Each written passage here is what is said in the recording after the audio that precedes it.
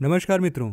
मैं हूं आपका एजुकेटर शिवम और आपका हार्दिक स्वागत और अभिनंदन करता हूं आपके अपने channel study for civil services में।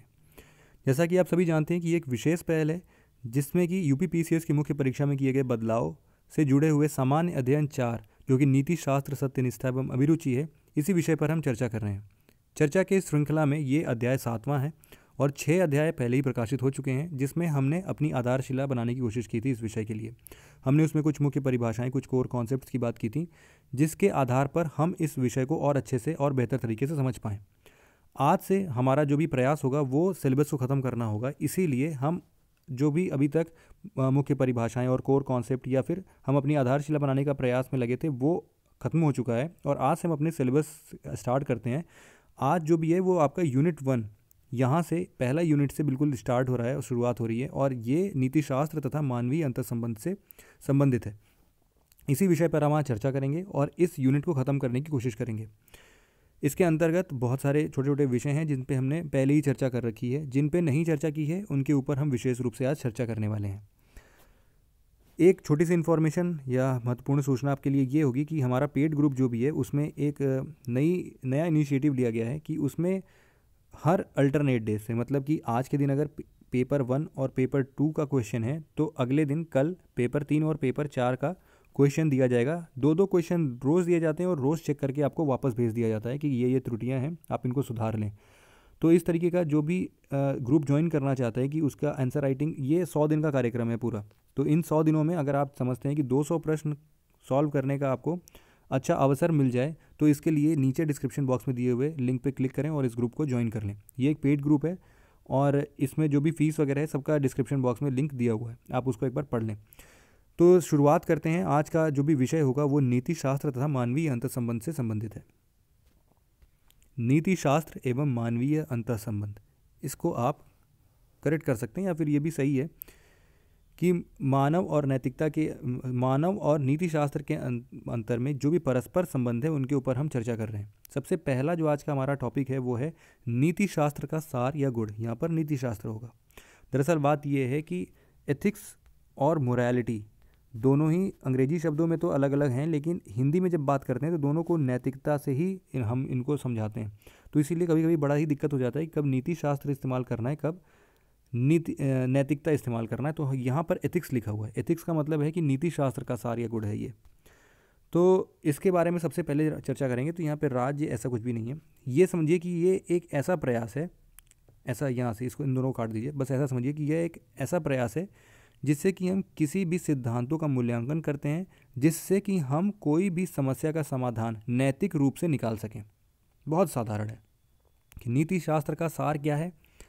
हम इस हिसाब समझ सकते हैं कि नीति शास्त्र एक तरीके का ऐसा प्रयास है कि हम उन सिद्धांतों पर आधारित अगर हम किसी भी समस्या का मूल्यांकन करते हैं तो उसका समाधान पूर्ण रूप से हो सकता है।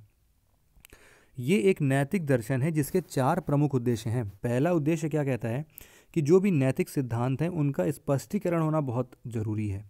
दूसरी बात कि जो भी नैतिक मान्यताएं हैं या धारणाएं हैं, अब ये नैतिक मान्यताएं और धारणाएं हो सकता है कि हमारे धार्मिक संस्थाओं द्वारा किए गए हों या तो हमारे सामाजिक संस्थाओं द्वारा ये निर्धारित किए गए हों, उनका सूक्ष्म मूल्यांकन करना बहुत ही ज़रूरी है और इसी पर आधारित होना चाहिए हमारा नीति शास्त्र। मतलब कि जो भी हम रूल्स रेगुलेशन, ये जो भी चीज़ें हम बनाते हैं, जो भी सिद्धांतों का हम चयन करते हैं, वो हमेशा नैतिक मान्यताओं और धारणाओं पर ही आधारित होना चाहिए। फिर इसमें जो है और भी क्या बातें होनी चाहिए, जैसे कि सच को जानने की इच्छा होनी चाहिए उसमें, और प्रामाणिकता एवं औचित्य का भी वहाँ पे परस्पर संबंध देखने को मिलना चाहिए। मतलब कि हम जो भी सूक्ष्म मूल्यांकन कर रहे हैं या फिर जो भी सिद्धांतों का हम पालन कर रहे हैं या उनको बना रहे हैं, उसमें सच को जानने की क्षमता होनी चाहिए। उसके अंदर प्रामाणिकता जैसी चीज़ें होनी चाहिए कि हम प्रमाण कर सकें कि भाई यही सही क्यों है। ये जो हम बात अभी बोल रहे हैं कि हमें ईमानदार होना चाहिए, कि हमें ईमानदार क्यों होना चाहिए, इस बात का प्रमाण हमेशा उसमें विद्यमान रहे। तो इस हिसाब से उसका उद्देश्य होना चाहिए नीति शास्त्र का। तीसरा उद्देश्य जो है वो है कि जो भी समावेशी संभावनाएँ होती हैं उनके निर्माण के लिए जो भी नैतिक विचार और मूल्य का स्पष्टीकरण हो, उनके बीच का अंतर संबंध भी अति आवश्यक है हमारे लिए जानना। अभी हम आगे चर्चा करेंगे किस हिसाब से नैतिक विचार और नीति शास्त्र दोनों में परस्पर संबंध भी है और उनमें क्या अंतर है। तो हम बात करें कि हमारे जो भी मूल्य बनते हैं, जैसे कि हमें ईमानदार बनना है, तो ये हमारा एक मूल्य है मूल्य का हमने परिभाषित करते हुए ये समझा था कि हमारे लिए मूल्य वो है जो कि हमारे लिए मूल्यवान है। तो हम अगर ये समझते हैं कि ईमानदार होना हमारे पूरे समाज के लिए मूल्यवान साबित हो सकता है, तो हमें हमारे लिए ईमानदारी जो है वो एक मूल्य है। तो इसी मूल्य और नैतिक विचार का समावेशन हमें हमेशा देखना चाहिए और इनके अंतर संबंध का स्पष्टीकरण भी इन नीति शास्त्र के सिद्धांतों पर बिल्कुल साफ रूप से दिखाई देना चाहिए। चौथा और आखिरी उद्देश्य जो है वो है कि हम किसी भी प्रायोगिक निर्णय अगर लेते हैं तो उसमें नैतिक निर्देशन का होना बहुत ज़रूरी है। कि हम जो भी समस्याओं से जूझ रहे हैं उसमें जायज़ सी बात है कि हम कोई निर्णय ज़रूर से लेंगे और वो प्रायोगिक निर्णय ही होगा। तो ऐसे प्रायोगिक निर्णय में नैतिक निर्देशन का होना बहुत ज़रूरी है, क्योंकि अगर नैतिकता उसके अंदर विद्यमान नहीं है उस निर्णय के अंदर, तो हम क्रूरता की तरफ आगे बढ़ जाएंगे, जो कि हमारा समाज कभी नहीं चाहेगा। नैतिकता और नीति शास्त्र के बीच अंतर क्या है? तो नैतिकता मतलब हो गई मोरालिटी, नीति शास्त्र मतलब हो गया एथिक्स। दोनों में क्या अंतर है? यद्यपि ये बात तो बिल्कुल सही है कि दोनों को एक दूसरे को हम एक दूसरे के बदले प्रयोग भी कर सकते हैं और बहुत जगह ऐसा होता भी है, क्योंकि इसमें बहुत ही सूक्ष्म अंतर है। अंतर क्या है कि कुछ स्वीकृत व्यवहार हैं जो कि नैतिकता जिससे माना जाता है, जैसे कि धार्मिक परंपराएं हैं, संस्कृति है, सामाजिक वर्ग है, समुदाय या परिवार, ऐसे कुछ भी हैं जो कि ऐसे स्वीकृत व्यवहार को हमारे अंदर उनका उत्सर्जन कराना चाहते हैं, या फिर हम चाहते हैं कि हमारे अंदर वही जो भी व्यवहार है वो वही वाले व्यवहार हमारे अंदर आए। और ऐसा कौन चाहता है? धार्मिक संस्थान है या तो हमारा समाज है, हमारा संस्कृति है, ये हमें इन्हीं बातों को सिखाता है। तो नैतिकता में समाहित क्या क्या चीज़ें हो सकती हैं? एक ऐसा निश्चित प्रक्रम है जो कि औपचारिक नियम और अनौपचारिक ढंग से हमारे पास रहता है। जैसे कि हम ये कह सकते हैं कि एक मर्यादित जोड़े जो होते हैं, मतलब कि जो भी नए नवेले जोड़े हैं, वो विवाह पूर्व शारीरिक संबंध को स्थापित नहीं कर सकते हैं, क्योंकि ये हमारे समाज में इनको स्वीकारा नहीं जा सकेगा। और हम जैसे ये बोलते हैं ना कि हमेशा हमारा परिवार सबसे पहले आएगा। हमारे अंदर कोई भी समस्याएं अगर आती हैं या फिर हमारे सामने कोई भी समस्याएं रहती हैं, तो हम उसमें सबसे पहले यही देखते हैं कि ऐसा कौन सा इसका समाधान ढूंढ लिया जाए जिससे कि मेरा परिवार सबसे पहले इस समस्या से बाहर आ जाए। तो फैमिली फर्स्ट जैसा कॉन्सेप्ट है।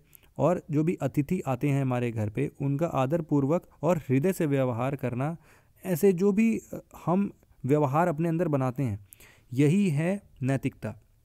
और ऐसी नैतिकताओं का निर्माण कौन करता है? हमारे धार्मिक परंपराएं, संस्कृति, समाज वर्ग, समुदाय या परिवार।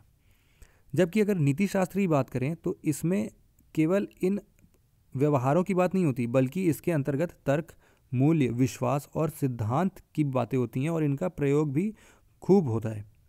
और यही विभिन्न रूप से स्थापित करने पर हमें नीति शास्त्र की ओर ले जाता है। हम इनका परीक्षण भी कर सकते हैं, इनकी समीक्षा भी कर सकते हैं। मतलब हम इनके तरफ, जैसे कि अगर बात करते हैं ना, एक लॉजिक की बात होती है, तो हम नीति शास्त्र में लॉजिक ढूंढ सकते हैं कि हमने अगर यह व्यवहार किया है तो आखिरकार इसके पीछे का क्या रीज़न है या फिर क्या उद्देश्य है।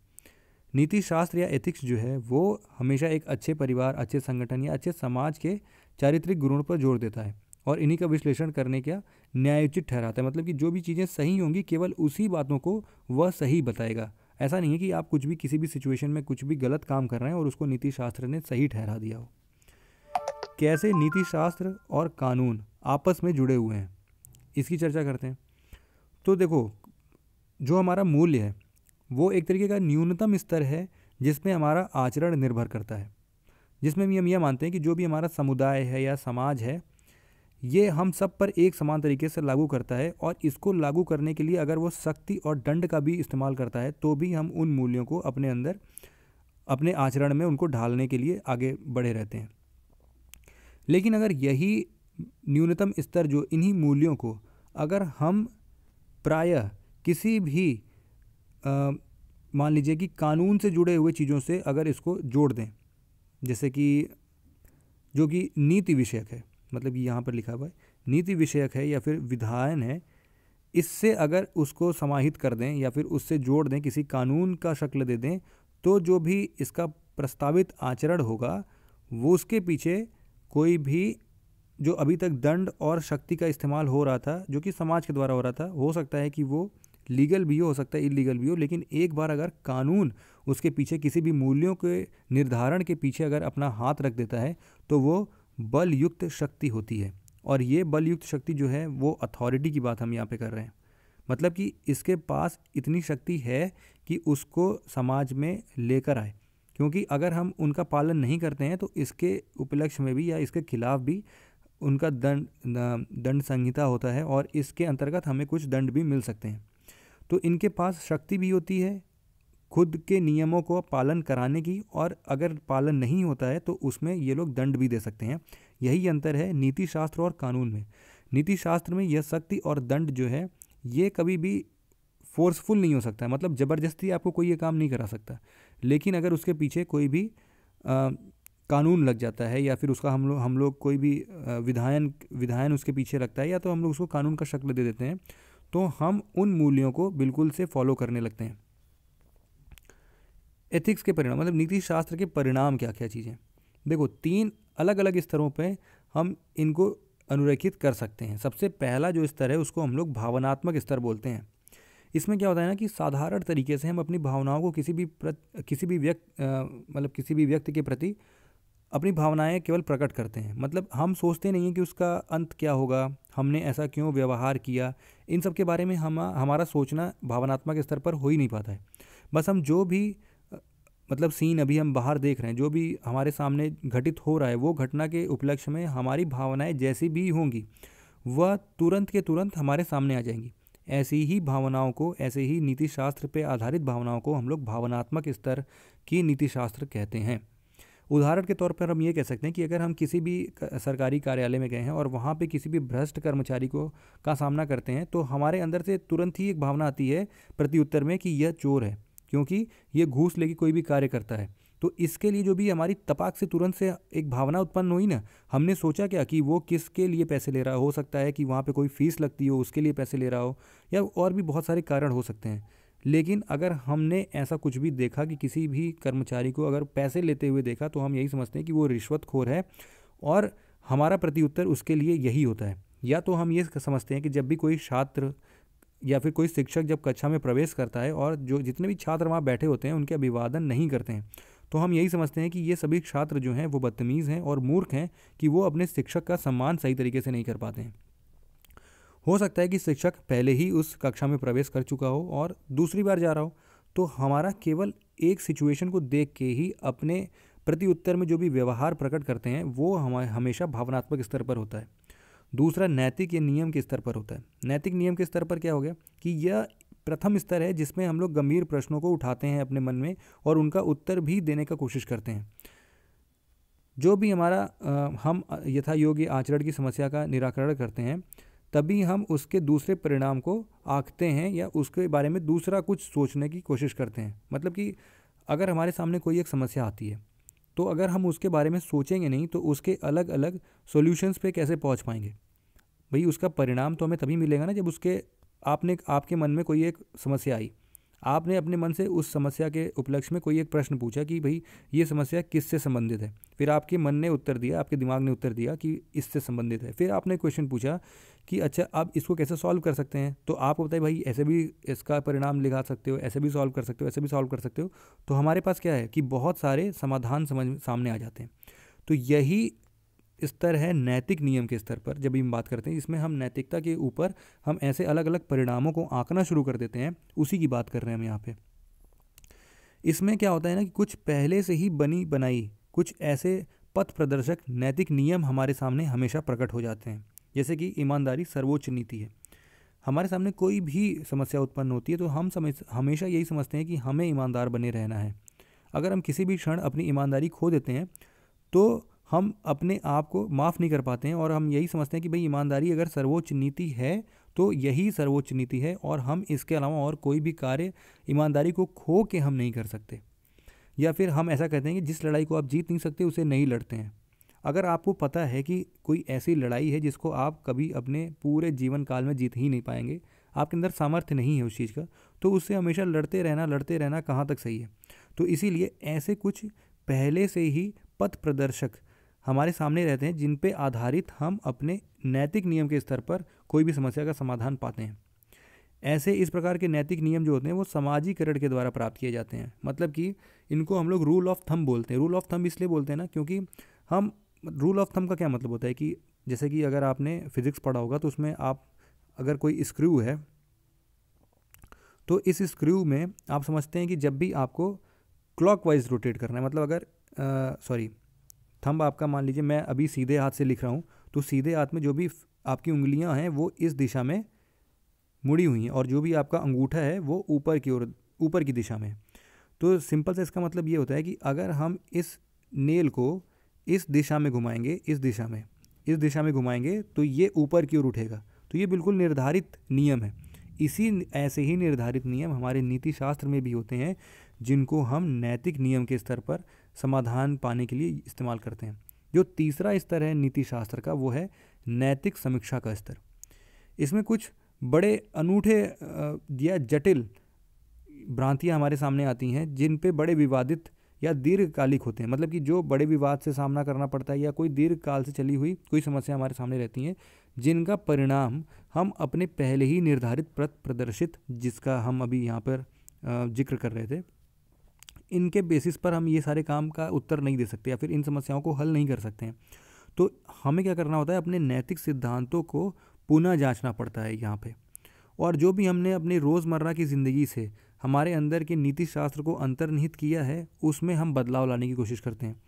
नैतिक समीक्षा का मतलब ही यही है कि हम समीक्षा करते हैं कि भाई ये इस सिचुएशन के हिसाब से ये सही है क्या, इस परिस्थिति के अगर आधार पे हम ऐसे परिणाम या ऐसा समाधान निकाल रहे हैं तो कहाँ तक इसका सही होना चाहिए। तो इस हिसाब से उदाहरण के तौर पे हम बोलते हैं कि हमें ये पता है कि हमें हमेशा सच बोलना चाहिए, हमारे नैतिक नियम तो यही बोलता है। लेकिन कभी कभी क्या होता है कि पुनरावृत्ति की आवश्यकता होती है। जैसे कि हम हमेशा सच तो बोलते हैं, लेकिन अगर हमें समझ जाए कि अगर हम अभी सच बोलेंगे तो कोई इंसान अपनी ज़िंदगी खो देगा, तो हम क्या सोचते हैं कि हम कुछ तर्क लगाते हैं उसमें, और इस समीक्षा के आधार पर हम ये निर्धारण करते हैं कि भाई अगर इस टाइम हमने झूठ भी बोल दिया तो भी इस इंसान की जान बच जाएगी, इससे बेहतर समाधान और कुछ हो नहीं सकता। तो ये जो बात कहने की है कि हमें हमेशा सच बोलना चाहिए, ये वाली बात यहाँ पर गलत साबित हो जाती है कि कभी कभी समय पड़ने पर जब किसी के ज़िंदगी की और मौत का सवाल होता है तो वहाँ पर झूठ बोलना भी गलत नहीं है। ठीक है, तो ऐसे स्तर का जब भी प्रश्न हम पूछते हैं अपने आप से या इस स्तर पे हम अपनी नीति शास्त्र को निर्धारित करना चाहते हैं तो उसको नैतिक समीक्षा का स्तर कहते हैं। चौथा और आखिरी जो है, चौथा आखिरी ही है ये, हाँ जी आखिरी है। चौथा और आखिरी जो है वो है नैतिकता के पश्चात का स्तर। मतलब कि जब ये बिल्कुल अलग स्तर का बात होता है यहाँ पर जो भी प्रश्न होते हैं वो बिल्कुल अजीबोगरीब टाइप के होते हैं। जैसे कि क्यों नैतिक होना चाहिए, हमें क्यों नैतिक होना चाहिए, यही प्रश्न पूछ लिया गया। हम अभी तक यही पढ़ते आ रहे हैं कि हमें नैतिक होना चाहिए और इन बातों पे हमेशा अमल करना चाहिए क्योंकि यही समाज सिखाता है, यही धर्म सिखाता है।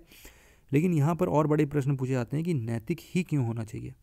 हमें कैसे पता चले कि ये जो भी विचार हमारे सामने है वही सत्य है और बाकी सब असत्य है, या फिर हमारे जीवन का अर्थ क्या होता है। तो ऐसे जो बड़े बड़े प्रश्न हमारे दिमाग में आते हैं वो होते हैं नैतिकता के पश्चात का स्तर। ज़्यादातर जो भी समस्याएं होती हैं ना वो ऊपर के 3 स्तर तक हम उनका समाधान प्राप्त कर लेते हैं। ये जब इंसान किसी बातों पे बहुत दिनों से सोचता रहता है या तो बहुत दिनों से परेशान रहता है, तब जाके अपने भ्रम को दूर करने के लिए कुछ आंतरिक रूप से अनुभव करते हुए ऐसे प्रश्नों को अपने अंदर पूछता है और जिसका उत्तर उसको मिलता है। तो अपनी दीर्घकाल से चले आ रहे व्यक्तिगत समस्या को सामना करने के लिए ऐसे प्रश्न हमारे सामने ही आते हैं। फिर बात करते हैं नैतिकता के आयाम की। तो नैतिकता की मुख्य विचारधाराएं किस हिसाब से हैं मैं बता देता हूँ। यहाँ पर भी नीति शास्त्र ही कर लीजिए, एथिक्स ही बोला गया था क्योंकि यहाँ पे नीति शास्त्र के आयाम हैं। यहाँ पे सबसे पहला जो है वो है उपयोगितावादी। उपयोगितावादी का सिद्धांत हमने पहले ही देखा था कि हम हमेशा इसमें, जिसको हम लोग यूटिलिटेरियनिज्म भी बोलते हैं, इसको तो हमने पहले ही पढ़ लिया है ना, कोई मतलब नहीं है इसको पढ़ने का। फिर यहाँ पर जो नीति शास्त्र है इसको थोड़ा सा काट लीजिए और यहाँ पर आप लोग लिख लीजिए नियमवाद, कांत का नियमवाद। तो विचारधाराएं कौन कौन सी हैं? सबसे पहला उपयोगितावाद, दूसरा नियमवाद, कांत का नियमवाद। नियमवाद भी हमने पढ़ रखा है कि हम जो भी अभी ड्यूटी करते हैं, जो भी जिन नियमों के पे आधारित हम अभी कार्य कर रहे हैं, हमें वैसे ही सही कार्य करने चाहिए। उसका क्या निष्कर्ष निकलता है, क्या रिजल्ट रहता है, उससे नहीं मतलब है। अगर हम आज के टाइम पे सही कार्य करते जा रहे हैं तो हम यही समझते हैं कि उसका अंत जो होगा वो भी भला ही होगा। फिर इसमें जो है एक सेवा के लिए नीति शास्त्र, तो इसमें हमने कैरोल गिलिगन की बात की थी ना, फीमेल एथिक्स की बात हम कर रहे थे, केयर एथिक्स की बात कर रहे थे वहाँ पे इसके पिछले वाले लेक्चर में, तो आपको याद होगा वो। फिर एक होता है उपदेशात्मक नैतिकता, या फिर इसको उपदेशात्मक नैतिकता तो नहीं बोलते, इसको दरअसल बोलते हैं कैजुइस्ट्री इंग्लिश में। इसका हिंदी रूपांतरण क्या होता है वो मुझे मिल नहीं पाया है, ठीक है, इसीलिए इन्होंने भी थोड़ा गलत लिखा है। कैजुइस्ट्री का मतलब होता है कि हम अपने सिद्धांतों पर थोड़ा और जोर देना स्टार्ट करते हैं, और हम उनसे ये निकालते हैं कि जो भी हम निर्णय लेते हैं वो केस टू केस, मतलब जिस समस्या पे हम चर्चा कर रहे हैं या उसका समाधान निकालने की कोशिश कर रहे हैं उन्हीं घटनाओं पर ही आधारित हो। मतलब कि केस टू केस ये अलग भी हो सकता है, ज़रूरी नहीं कि आज के समाज में अगर हमने उसी समस्या का समाधान जो भी निकाला है वो आज से 10 साल बाद भी समस्या का समाधान वही हो, ठीक है। तो इसमें क्या होता है कि अगर हम केस बाय केस इन समस्या के समाधानों को अलग अलग भी कर सकते हैं, ये होता है। और बाकी चीज़ें हमने ऑलरेडी डिस्कस कर रखी हैं।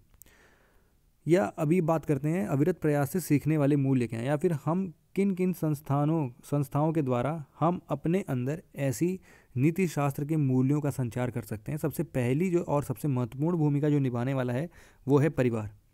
परिवार समाज का एक मुख्य संस्था है जो कि हमारे समाजीकरण में हमारा मदद करता है और उसी के साथ साथ हमारे अंदर नीति शास्त्र के मूल्यों को भी निर्धारित करता है। ये कुछ ऐसे तरीक़ों की बात करता है जिससे बच्चों के अंदर कुछ ऐसी प्रवृत्ति उजागर होती है जो कि समाज की तरफ से, समाज की ओर से हमेशा लाभदायक साबित होती है, फिर समाज के लिए हमेशा लाभदायक होती है। ये उनके बौद्धिक विकास की बात करते हैं, उनके नई अभिलाषाओं की इच्छा जगाने की बात करते हैं, और उनके अंदर अच्छे मूल्यों को भी प्रोत्साहित करते हैं कि अगर अच्छे मूल्य आपके अंदर आते हैं तो किस हिसाब से आप एक सामाजिक इंसान बन के समाज का भला कर सकते हो और स्वयं मतलब और साथ ही साथ स्वयं का भी भला कर सकते हो। तो इस हिसाब से परिवार की भूमिका सबसे महत्वपूर्ण होती है। दूसरी जो ऐसी संस्था है सबसे महत्वपूर्ण वो है समाज की भूमिका। समाज की भूमिका क्या कहती है कि किसी भी व्यक्ति के स्वभाव को जोर देकर इस प्रकार ढाला जा सकता है कि जो भी उसका आसपास का वातावरण हो उस स्तर पर उसका सामाजिक विकास हो सके। तो सामाजिक विकास होना एक अलग बात है, और परिवार के द्वारा दिए गए मूल्यों का मतलब मूल्यों के आधार पर सामाजिक विकास होना अलग बात है। मतलब कि परिवार जो भी चीज़ सिखाता है, आप ये समझिए कि आपका समाज, अगर आपका केवल परिवार ही आपका समाज है तो आपके अंदर जो भी मूल्य होंगे वो आपके परिवार से ही मिलते जुलते होंगे, आप कोई भी नई बात नहीं सीख पाओगे। इसीलिए अगर बच्चों को केवल और केवल अपने परिवार से ही जोड़ के रखा जाए, वहीं उनकी शिक्षा दीक्षा सब कुछ की जाए, तो वो एक सामाजिक इंसान बड़ा होकर नहीं बन पाएगा, क्योंकि समाज की अलग अलग रीतियाँ होती हैं और साथ ही साथ कुछ कुरीतियाँ भी होती हैं, जिन दोनों को ही समझना इस बच्चे के लिए बहुत ही ज़रूरी है। तो परिवार केवल एक स्तर तक ही अपना भूमिका निभा सकता है, बाकी की जो बड़ी भूमिका होती है वो समाज द्वारा निभाई जाती है। समाज में वो और भी लोगों से मिलता है, और भी वर्ग के लोगों से मिलता है, अपने दोस्तों से मिलता है, गरीब लोगों से मिलता है, अमीर लोगों से मिलता है, एक पावरफुल या फिर एक जिनके पास शक्ति संग्रह बहुत ज़्यादा है ऐसे लोगों से मिलता है। तो उसके अंदर और भी बहुत सारे मूल्यों का आदान प्रदान होता है, जिससे वो अपने वातावरण के मतलब अपने आसपास की चीज़ों में और सामाजिक रूप से आगे बढ़ता है, और इसमें वो बहुत सारे ऐसे नीतियों या नीति शास्त्रों के मूल्यों को भी सीखता है जो कि उसके जीवन यापन में उसकी सहायता कर सकते हैं। तीसरा और सबसे महत्वपूर्ण बात जो संस्था जो भूमिका निभाता है वो है शैक्षिक संस्था। हम ये हमेशा जानते हैं कि जो भी शिक्षक होते हैं वो बच्चों का रोल मॉडल होते हैं। बच्चों से अगर आप पूछेंगे, जो भी बिल्कुल छोटे छोटे कक्षाओं में बच्चे होते हैं कि बेटा आप बड़े होकर क्या करना चाहते हो, तो सबका एक ही उत्तर होता है कि मैं बड़े होकर शिक्षक बनना चाहता हूँ। ऐसा क्यों बोलते हैं? क्योंकि शिक्षक ही उनके रोल मॉडल हैं। तो शिक्षक के द्वारा सिखाई गई बातों को वो बहुत ही गौर से सुनते हैं। आपको भी, आपके घर में बच्चे होंगे, बिल्कुल सही तरीके से आप भी इस बात को समझ पाते होंगे कि घर में इंसान कितना भी पढ़ा दे उनको, अगर बच्चों के बारे में अगर उनके मुंह से आपने ये बात ज़रूर सुना होगा कि ये मेरे टीचर ने बोला है, ये गलत तो नहीं हो सकता। मतलब उनको पूर्ण विश्वास है कि जो भी उनके टीचर ने बोला है, इसीलिए वो स्कूल जाते हैं कि टीचर द्वारा बताई गई हर एक बात को ध्यानपूर्वक सुने और उसी के आधार पर अपना जीवन यापन करें और उसी के आधार पर अपने जीवन में आगे बढ़ें। तो शिक्षकों का बहुत ही महत्वपूर्ण योगदान होता है किसी भी बच्चों के बचपन में उनके नीति शास्त्र को बढ़ाने में या फिर मूल्यों को बढ़ाने में। तो विद्यालय को इस बात का ध्यान रखना चाहिए कि जो भी धोखा है उससे बच्चों को बचाया जाए, झूठ बोलना नहीं सिखाया जाए, चोरी करना नहीं सिखाया जाए, और इनके प्रति जो भी गलत विचार आते हैं, कोई भी चीज़ हो सकती है, तो उसमें उनके विश्वास को कैसे हटाया जा सके। साथ ही साथ जो भी नैतिक व्यवहार का विकास है उन संस्थानों द्वारा, मतलब उन विश्वविद्यालय या शैक्षिक संस्थानों द्वारा भी उनकी भी महत्वपूर्ण भूमिका अदा करते हैं और बच्चों को इस हिसाब से भी सिखाते हैं वो।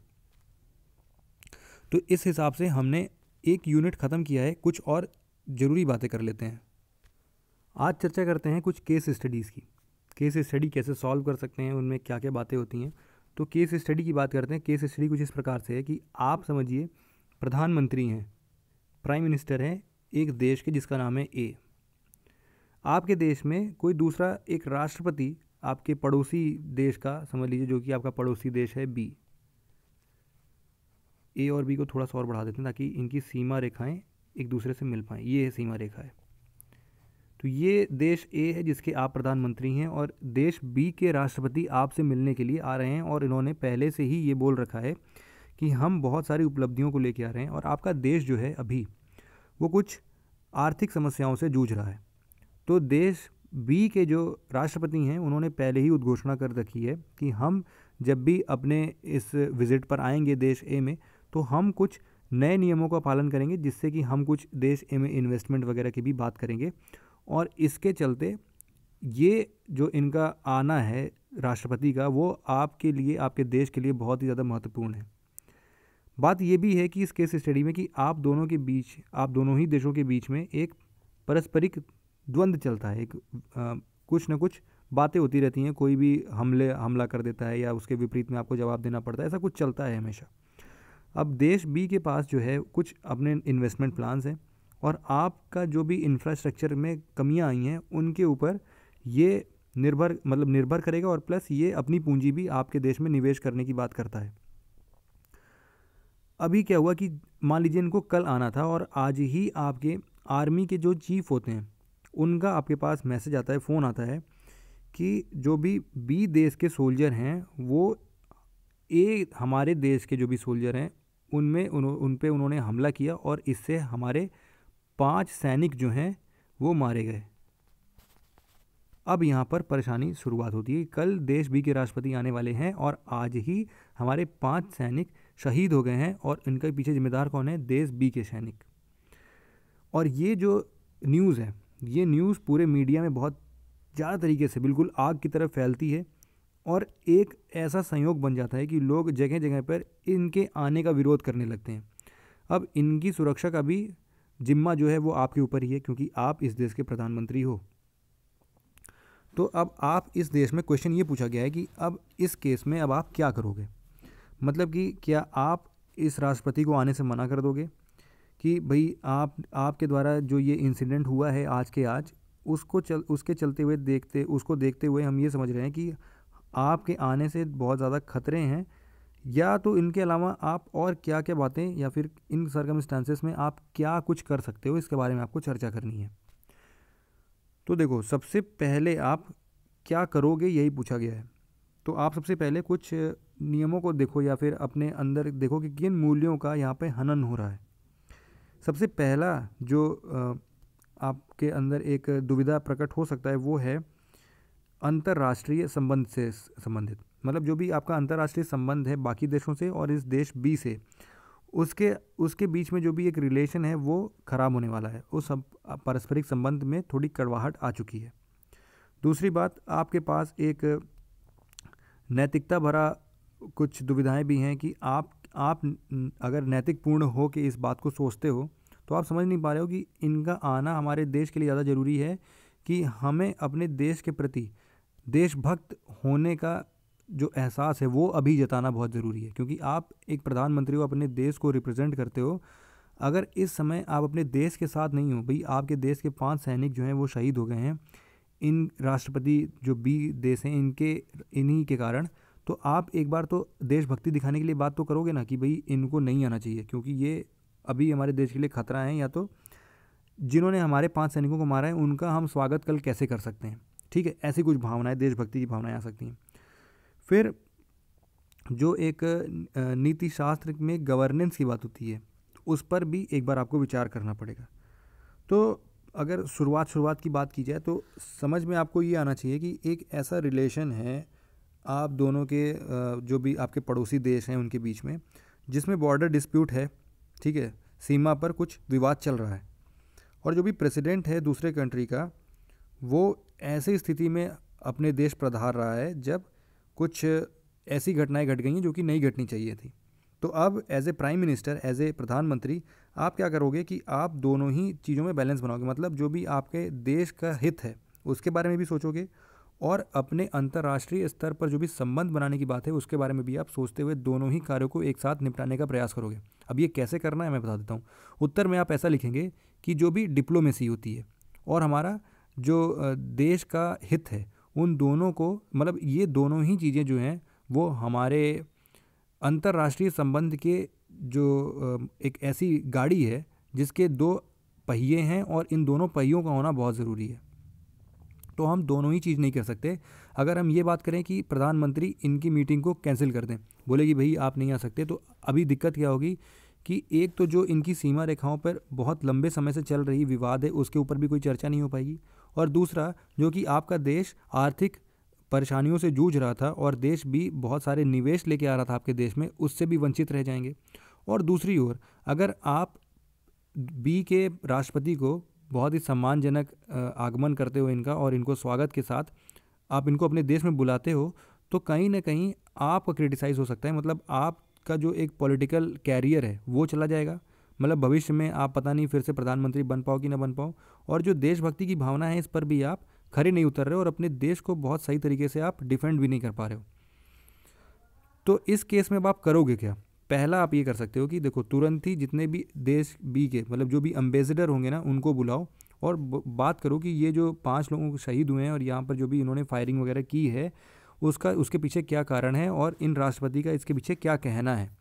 इसके अलावा आप इनके साथ ही साथ कुछ ऐसे सीनियर ब्यूरोक्रेट होंगे आपके पास, या फिर जो कि आपके सुरक्षा के जो चीफ होते हैं ना, सिक्योरिटी चीफ जिनको बोलते हैं, उनको आप सबको मिला के एक लंबी मीटिंग करो और उसमें ये समझ निकालो कि हमारा जो भी दीर्घकालीन उद्देश्य जो है वो क्या है। अभी जो छोटे समय के लिए आप अगर कुछ भावना में बह के कुछ कार्य करते हो उसके लिए नहीं, आप दीर्घकाल में बात करो कि देखो ये जो सीमा रेखा पे बाधाएं चल रही हैं इनको सिलटाना बहुत ज़रूरी है, हमारे देश में निवेश का आना भी बहुत ज़रूरी है। तो इसके पीछे जो भी एक दीर्घकालीन उपाय है उसके बारे में सब लोग सोचो, और अकेले निर्णय लेने से बेहतर होगा कि आप इतने लोगों को मिला के, जो भी आपके कैबिनेट के मेंबर्स हैं और जो भी चीफ सेक्रेटरी हैं, इन लोगों को बुला के आप निर्णय लेने की कोशिश करो। आप अंतर्राष्ट्रीय स्तर पर डिप्लोमेसी करना स्टार्ट करो और देखो कि आपके अंदर जो प्रोफेशनलिज्म वाली बात होती है ना वो सबसे ज़्यादा आ जाए इसमें। और आप ये देखो कि जो भी राष्ट्रपति आ रहे हैं वहाँ से, उनके तरफ से भी इस दीर्घकालीन विजन पर, इस दीर्घकालीन उद्देश्य पर काफ़ी अच्छा विचार उनका भी हो और इसके बारे में आप बात करो। बात करते टाइम सबसे पहला आपका मुद्दा यही होना चाहिए कि उनको आप बहुत अच्छे तरीके से उनका वेलकम करो, उनका स्वागत करो, लेकिन साथ ही साथ सबसे पहली बात जो आप मुद्दे की करो तो उसमें यही करो कि आपने हमारे 5 जवानों को जो मार गिराया है उसके पीछे क्या कारण है और इसको कैसे सुलझा सकते हैं। इससे क्या होगा, और इसमें यहाँ तक आने से पहले भी आप एक काम करो कि मीडिया में आप पहले ही बता दो कि आपका आज जो चर्चा होने वाला है इनके लिए, उसमें सबसे महत्वपूर्ण बात यही होगी कि आप सबसे पहले उन 5 जवानों के शहीद होने की बारे में चर्चा करोगे, जिससे कि जितना भी आक्रोश आपके देशवासियों के मन में भरा है इस राष्ट्रपति के खिलाफ वो शांत हो जाए, और कहीं पर भी अगर इनसे संबंधित कोई भी दंगे फसाद होने की अगर गुंजाइश होती तो वो भी शांत रहे। और इस बात का उनको आप बिल्कुल कॉन्फिडेंस में लेके आ जाओ अपने पब्लिक को, अपने जनता को, कि जब भी ऐसी मीटिंग खत्म हो जाएगी तो मैं फिर अभी मीडिया के सामने आके आप सबको बता दूंगा कि आखिरकार क्या बात हुई है और इसका समाधान क्या निकला है। तो इस हिसाब से आप बता सकते हो, या फिर आप ये भी बोल सकते हो कि जो भी हमारे सेक्रेटरी होंगे वो इस बारे में चर्चा कर देंगे, मीडिया में जाकर इस पूरे बातों का खुलासा कर देंगे। तो इस हिसाब से अगर आप काम करते हो तो आप ये समझो कि कोई भी दंगे फसाद भी नहीं हो रहे हैं और आप बिल्कुल प्रोफेशनल तरीके से सीमा से संबंधित जो भी परेशानियाँ हैं उनको भी सुलझा रहे हो, और प्लस साथ ही साथ जो भी आपके 5 जवान शहीद हुए हैं उनके बारे में भी आप चर्चा कर रहे हो और साथ ही साथ अपने देश में निवेश भी लेकर आ रहे हो। तो ये एक विन विन सिचुएशन है सभी के लिए, और इसी तरीके से एज ए प्रधानमंत्री की तरफ से आप इसी तरीके से काम करते हो। मतलब ऐसा कुछ आंसर आपको लिखना पड़ेगा। तो ये केस स्टडी हमने डिस्कस की, और भी केस स्टडीज़ हम अब लगातार जो भी लेक्चर में आपके हिंदी में आएंगे उनमें कोई ना कोई एक नई केस स्टडी में लेके आऊँगा और आपको बताऊँगा कि इनका समाधान किस हिसाब से लिखते हैं, ताकि आपके मन में भी इन सभी बातों का एक बार समझ में आ जाए कि आखिरकार ये जो भी केस स्टडीज़ होती हैं, क्योंकि 125 नंबर के तो केस स्टडी ही आने हैं, मतलब अगर 200 नंबर का पेपर है तो 100 नंबर का तो केस स्टडी होगा, उसमें 100 नंबर का ही तो थ्योरी पोर्शन आएगा। तो आखिरकार इन 100 नंबर को भी तो पाना है, कैसे पाना है उनका चर्चा भी हम धीरे धीरे आगे आने वाले लेक्चर्स में करेंगे। मतलब एक केस स्टडी हम सोच रहे हैं कि हम साथ ही साथ आपका कवर करते जाएं, जिससे कि आप 6, 7, 8 केस स्टडी मुझसे सुन लो तो आपको आसानी होगी कि आप किस हिसाब से इन सब चीज़ों का उत्तर लिख सकते हो। तो दोस्तों आज के लेक्चर में बस इतना ही था। आशा करता हूँ कि आपको काफ़ी कुछ नई चीज़ें जानने को मिली होंगी, कुछ नया सीखने को मिला होगा। तो इसी के साथ मैं आप सभी से विदा लेता हूँ। आपका दिन शुभ हो।